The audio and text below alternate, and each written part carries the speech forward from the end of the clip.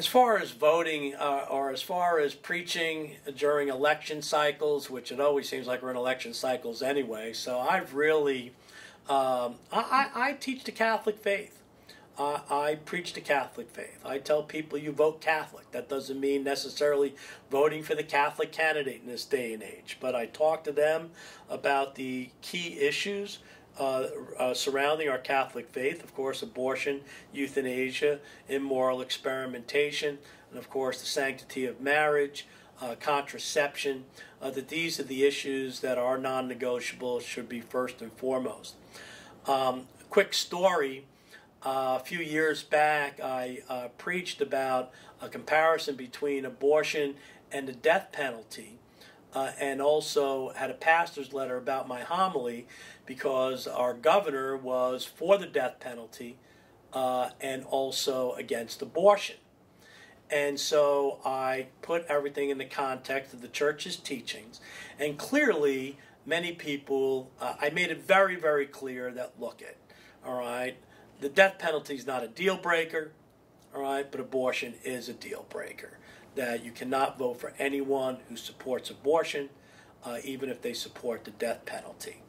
And there was a letter written and a couple of complaints to the Attorney General, the Secretary of State of New Mexico, who then in turn got in touch with my Archbishop. My Archbishop wrote me a letter attaching my pastoral letter, my pastor's letter, and which was really my homily. And he said, as much as you did not cross the line, you got very close, all right, to violating, I guess, the IRS's 501c3 regulations. I responded to the Archbishop, thank you for the compliment. All right, see, I think every priest has to understand that actually, I tell people all the time, I can get up personally, and I do this on social media all the time, and say, I personally support such and such candidate. All right, I'm not doing it as the pastor of my parish. I am not doing it as the head of Project Defending Life. I personally support this candidate, and this candidate. And of course, there's nothing wrong with that. I am entitled. I am a taxpayer in the United States. I am a taxpayer in the state of New Mexico. I can come out and say, I support this person or that person, or I don't support this person or that person. What I can't do in the pulpit is say, and I am telling you, you have to vote that way.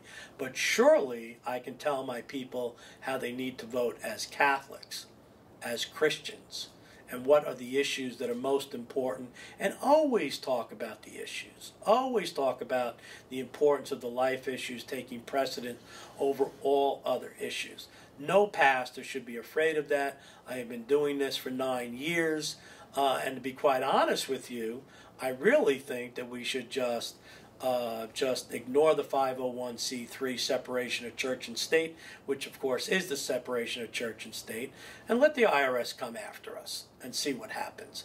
I dare say they're not going to come after us, because the last thing they want is a church unfettered by this hammer that they have been holding over our head for years and years and years.